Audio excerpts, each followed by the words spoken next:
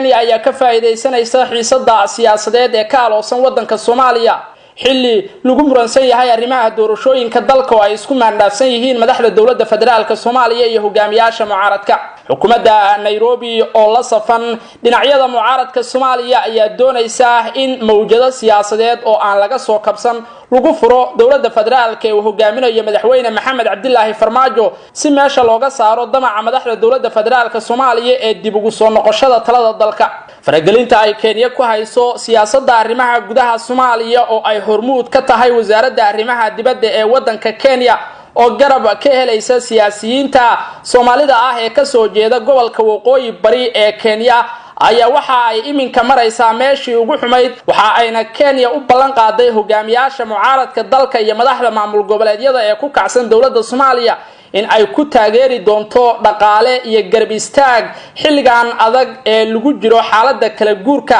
si ay kaga guuleystaan dawladda Soomaaliya Kenya ayaa ku caadaadinaysa dhinacyada mucaaradka iyo maamul goboleedyada ka soo horjeeda dawladda inaysan marnaba wax heshiis siyaasadeed ah la gelin filla Soomaaliya oo ay qaadacaan dhammaan talaabooyinka ay dawladdu ku dhawaaqday oo ay kamid tahay in dalka laga qabto doorasho ay dadweynuhu ka qayb galaan oo qof iyo cod ah waxay dareensan tahay dawladda Kenya in hadii dadka Soomaalidu ay u dareeraan doorashooyin loo dhan yahay in ay markaasi raaci doonaan rabitaankooda oo uu meesha ka soo bixi doono hogaamiye ay dadweynuhu ku qanacsan yihiin taa bedelkeeda xukuumadda Nairobi waxay doonaysaa in Soomaaliya ay ku sii jidho nidaamka 4.5 ee awood qaybsiga beelaha Soomaalida si markaasi xildhibaanada la soo xuli doono laaluush loogu qaybsho looguna qasbo in ay doortaan hogaamiye ay wataan wadamo shisheeye mucaaradka Soomaaliya oo aan dhamaantood la dhacsanayn fikirka dawladda Kenya ayaa iminka iyagu isku raacsan in aan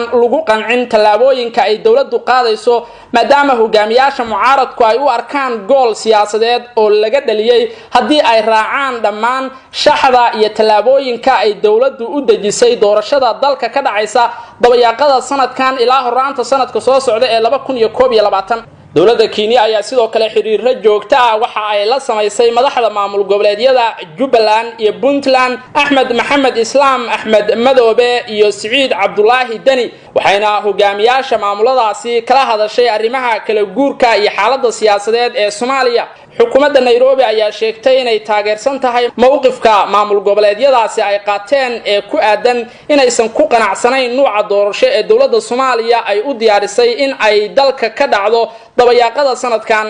waxa kale oo mas'uuliyiinta wadanka Kenya ee xiriirada la sameeyay saacadihii la soo dhaafay hogaamiyaasha mucaaradka iyo maamul goboleedyada ee dawladda ka soo horjeeda ay sheegeen in Kenya ay doonayso in sanadkan ay saameyn weyn ku yeelato doorashada Soomaaliya maadaama xiriirka labadan wadan uu xumaa muddadii ay xafiiska joogtay dawladda uu hogaaminayo madaxweyne Maxamed Cabdilaahi Farmaajo oo Kenya ku eedeysay in ay duulaan ku tahay badda iyo bariga Soomaaliyeed Kenya oo loo arkayo waqtigan mid kamid ah wadamada cadawga ku ah Soomaaliya ayaa ka shaqeynaysa in ay Soomaaliya gasho xasarad siyaasadeed oo ka dhalata arrimaha doorashooyinka iyo isqabqabsiga u dhaxeeya mucaaradka iyo dawladda federaalka faa'iidada ugu weyn ee xukuumadda wadanka Kenya ee uu hogaaminayo madaxweyne Uhuru Kenyatta ugu jirta qalalaasa siyaasadeed oo ka dhaca Soomaaliya iyo in aan xal laga gaarin xiisada iminka u dhaxaysa mucaaradka iyo dawladda dhexe iyo maamul goboleedyada ayaa ah in ay Soomaaliya ka mashquulsho kiiska dacwadda badda kadibna ay Kenya samayso